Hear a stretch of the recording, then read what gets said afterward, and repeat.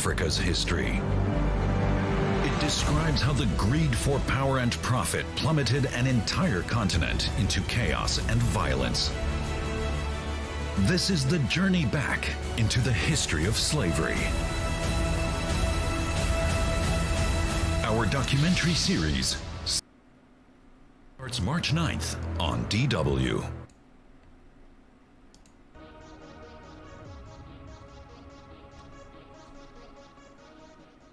Very recently, NASA released the so-called surprising year of signs on Mars.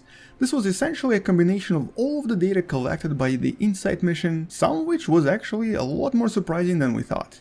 Now let's begin with some of the discoveries in regards to the so-called Marsquakes, basically earthquakes on Mars. We obviously expected Mars to be seismically active, in other words, possess a lot of earthquakes, but we didn't expect that many. Pretty much as soon as InSight probe landed on Mars, it started experiencing earthquakes and detecting them from all over the planet. And although none of them were really big earthquakes, most of them were about 3 to maybe 4, so basically this is kind of similar to what we have here on Earth on a daily basis as well. Nevertheless, they were able to detect about 450 earthquakes in total since the beginning of the mission. That's basically at least one or even more than one per day. Here's how the Martian earthquake compares to one on Earth. And although generally speaking earthquakes were present pretty much everywhere on the surface, some of the biggest ones were actually, let me try to find this, there we go, right here. This is the biggest volcano or former volcano in the solar system, the so-called Olympus Mons.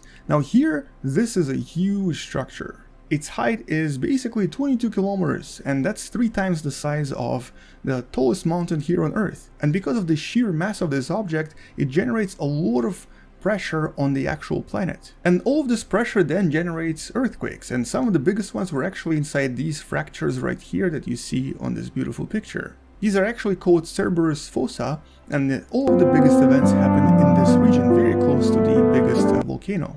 And because of these observations, scientists deduced that inside of Mars, basically the internal parts of Mars, are much more fractured than Earth and even the Moon. And the fracturing probably happened because, well, first of all, Mars no longer has any activity on the inside, or at least not enough, and also because of the actual shrinking of the planet. Basically, as the planet cools down, it seems to shrink in size, which also increases the frequency of various earthquakes. At least this is how the scientists currently explain the unusual frequency of these earthquakes on this planet. But the internal structure of Mars and of course earthquakes are not the only findings. The scientists also realized that there are a lot of other strange things happening on the surface of Mars that we didn't really expect. During its mission, the InSight probe detected these unusual pressure changes, suggesting that this passed overhead. This is what we refer to as the so-called dust devil. We've seen quite a lot of pictures of them from the orbit of Mars, and we've also seen a lot of various effects that are left by the dust devils as they move across Martian surface, but we've never really caught one in action except for maybe once with Curiosity probe. Specifically here in 2017, we may have kind of witnessed it and were able to take a picture of it, but so far they've been invisible to us. Here once again you can kind of see something moving across the screen. It's very difficult to see, simply because these dust devils are for the most part really thin in terms of the actual pressure changes. The Martian atmosphere is not very thick, so it would be very difficult for these objects to actually produce similar effects to, for example, a tornado here on Earth. But they still have some effect, and this was detected by the probe. And it didn't just find 1 or 2 or even 10. It was able to detect thousands of them, meaning that there's actually a few of them every single day passing close enough to the probe where it actually can detect them. And so if we do end up going to Mars one day and possibly even starting a colony there, we do need to be aware of these potential problems. Another really unusual discovery was in regards to the magnetosphere of the planet. We've actually previously measured the magnetosphere of the planet from the orbit using probes like, for example, MEME, and we had a pretty good understanding of what the total magnetosphere of Mars was. But when and mistranslated captions from American reporting are used to back up the case, like this one, where the Chinese caption says that the CDC confirms the first case of the coronavirus originated in the US. It's not clear whether that translation was state-backed, or if it's just a reading comprehension issue by whoever made the Chinese caption. But the Chinese Communist Party is turning the coronavirus outbreak into a big propaganda push. They published this huge, glossy book called A Battle Against Epidemic, China Combating in 2020. It basically compiles all official state media reporting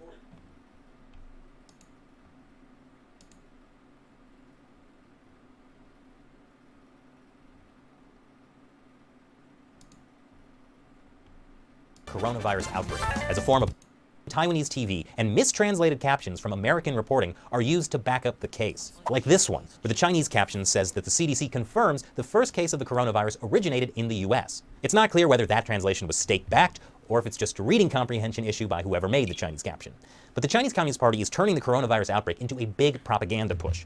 They published this huge, glossy book called A Battle Against Epidemic, China Combating in 2020. It basically compiles all official state media reporting about the coronavirus. And guess what the message is?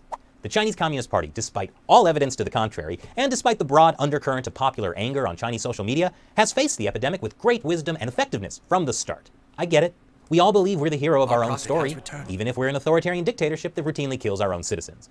And more times than we could imagine, many of these cartoons have predicted the future. Anyway, the book has gotten rave reviews in Chinese media, not least because it was published by their ultimate boss, the Central Committee Publicity Department, formerly known as the Propaganda Department. The Chinese regime is also taking the propaganda battle to American social media banned in China, like this poll by state-run Xinhua News. In China's fight against the coronavirus outbreak, which part impresses you most? Gosh, there are so many good choices. It also doesn't help that the World Health Organization is lavishing praise on how the Chinese Communist Party has responded to the outbreak. One WHO official even said this. If I had COVID-19, I want to be treated in China. Yes, will it be the box treatment for you, sir? Or the welded in your home to starve treatment? Or perhaps the more plebeian, thrown into a hastily built, overcrowded quarantine center treatment. Meanwhile, the popular WeChat messaging app has been censoring coronavirus content for months, and many citizen journalists and whistleblowers who have spoken out about the coronavirus have been jailed or simply disappeared. But Chinese coronavirus propaganda doesn't always go as planned. State-run media released this video of female medical workers getting their heads shaved. It was supposed to be a, wow, look at how dedicated these women are, shaving their heads so they can fit into their medical gear better. But it came off more as a group of men humiliating a bunch of women in tears. Chinese internet users were furious. One person wrote on WeChat, "Stop using women's bodies as propaganda tools." Don't worry, that person won't be posting comments like that for long. The Chinese Communist Party is also using coronavirus misinformation to attack Shenyun.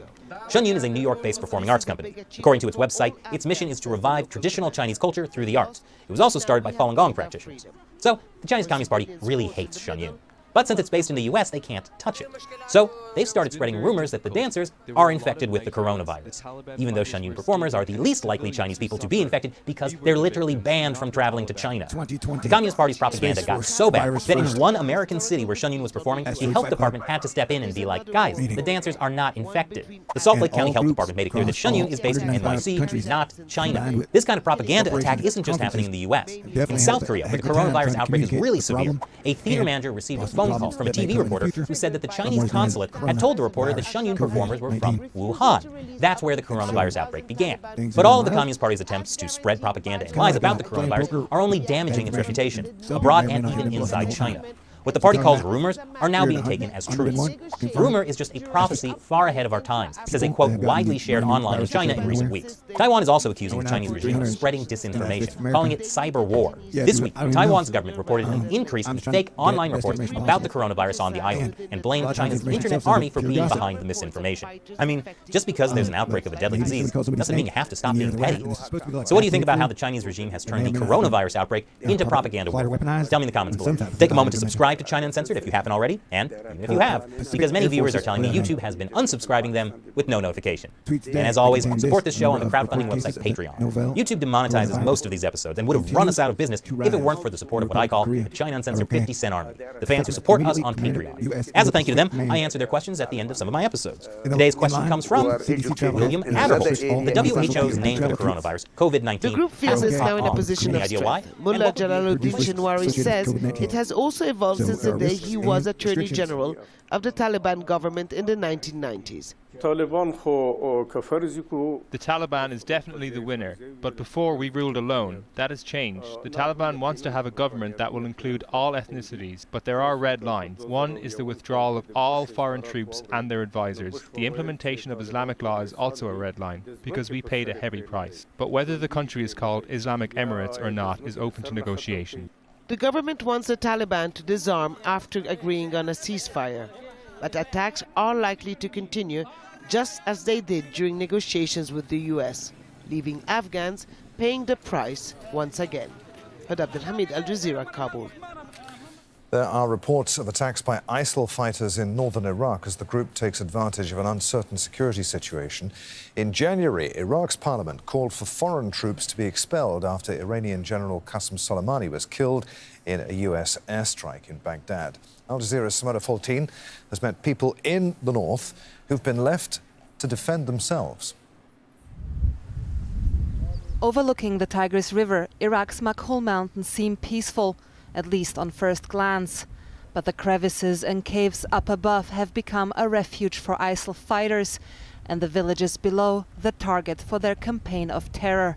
Last month, members of ISIL set up a fake checkpoint and opened fire at 2 people.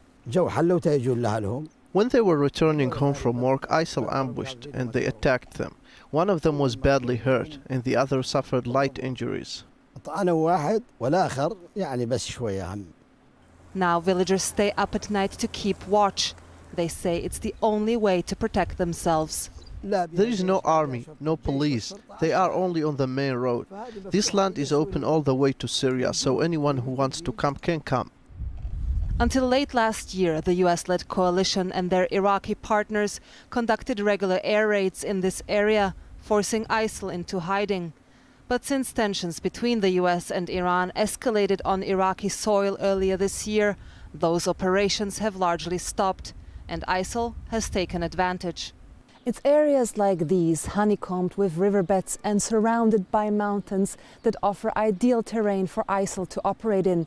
They lay low during the day, but at night they emerge from their hideouts to terrorize the population. Villagers here say they have noticed an uptick in ISIL sightings since coalition activities came to a halt in January 50 as a people result were killed of when growing men US chanting Iran Hindu slogans beat Muslims to death in what were Delhi's worst sectarian riots in decades. This camp in New Delhi did not exist 2 weeks ago. People who live here now they had want all our homes power to be and generated regular cleanly occupation. without producing carbon by 2050. But activists want those changes to be made sooner.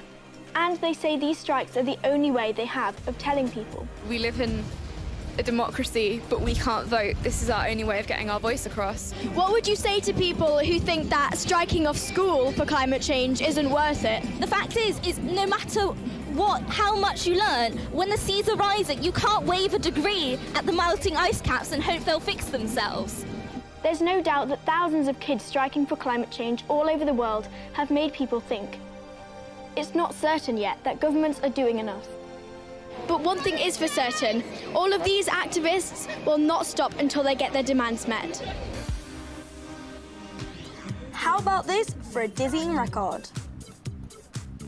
10-year-old Tanushree has just set 2 world records for forward rolls in this yoga position. One was for the most rolls in a minute, and the other was the most without stopping. She already has 4 other world records for yoga poses.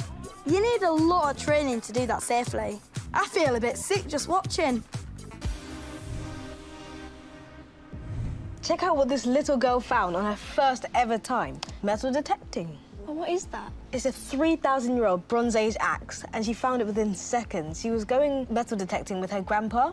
They just found this, which That's so crazy. For any other metal detectorist would have been jackpot. Yeah, but yeah. Me and my granddad used to take me out all the time when I was younger, and we'd only ever find like the can lids and odd bits of jewellery people have lost. Yeah. Never anything as cool as this. So this is what she said about finding it. One of the smallest drones ever made, but the question still remains on how small a drone can actually get. The answer is about 3,000 years old. I bet her grandpa wants her to go with him more. Yeah. Guys, I have a really nice story about beavers found to show in you. Kinshasa, driven exclusively by women, they offer a high-end ride-hailing service in the Congolese capital. Quelque chose ici, madame? Avec plaisir, merci beaucoup.